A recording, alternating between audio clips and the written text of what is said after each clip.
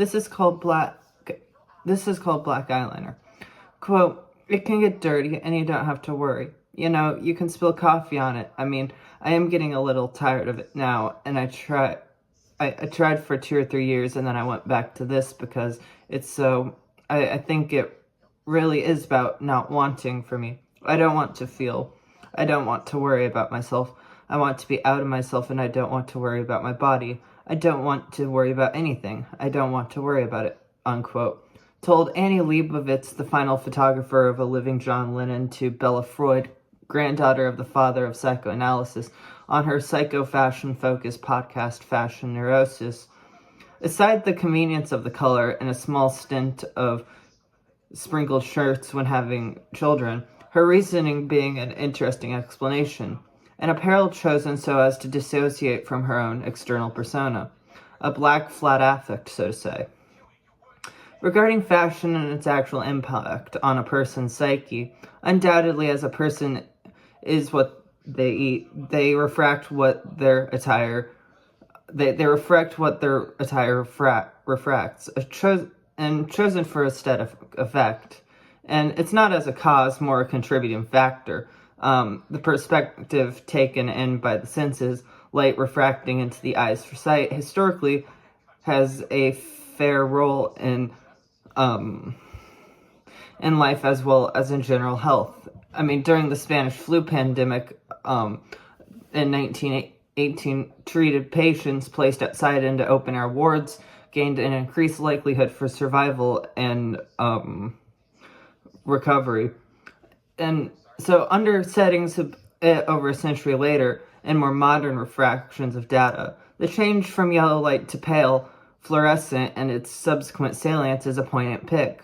The former being warm, nostalgic, and infectious but pleasant, while the updated replacement is sterile and coldly reminiscent of a hospital or a morgue. A place that's rather uninviting.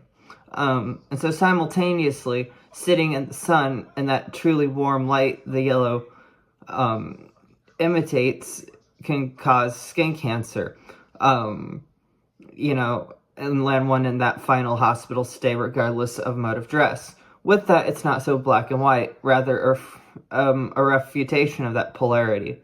Humans aren't vampires outside of kinks and rare allergies, and the sun is needed for nutrition as much as nightly negations of it are as a matter of balanced being.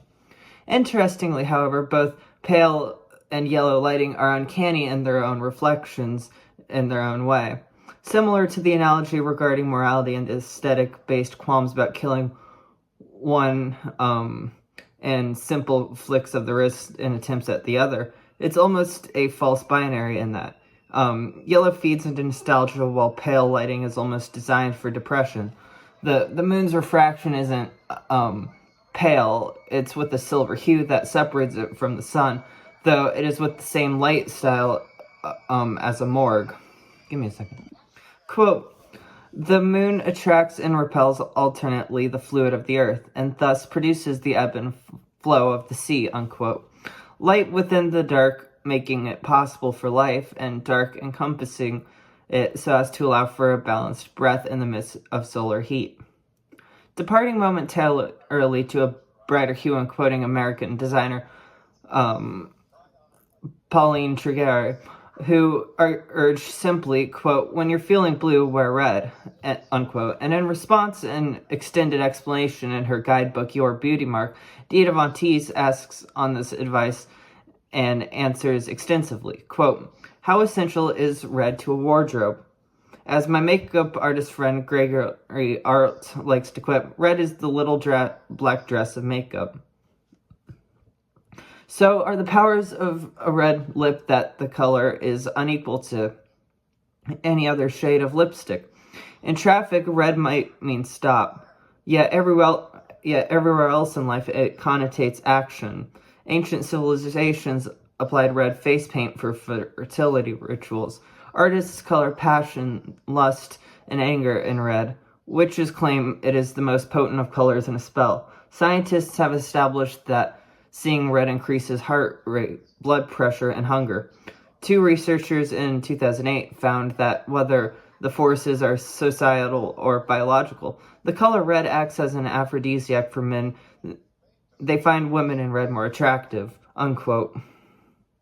Bull's charge at the color red, however analogous that statement can be used during differing contexts, all are with the same gist. Red is an invigorating color. Historical aesthetics, however, has been quite saturated and remembered in monochromatic celluloid, and the polar coloring being testament to the big screen's influence, evolving into the pale blue hue bleeding into eyes from pocket devices in the middle of the night. Being a matter of perspective, the style and interpretation of the presented image can be manipulated by various changes of frame, literally. All, however, seem to be active inductions of dissociative phenomena, similar to Annie Leibovitz's personal experience with black, a more monotone, apathetic application of mirror neurons in regards to one's own existence.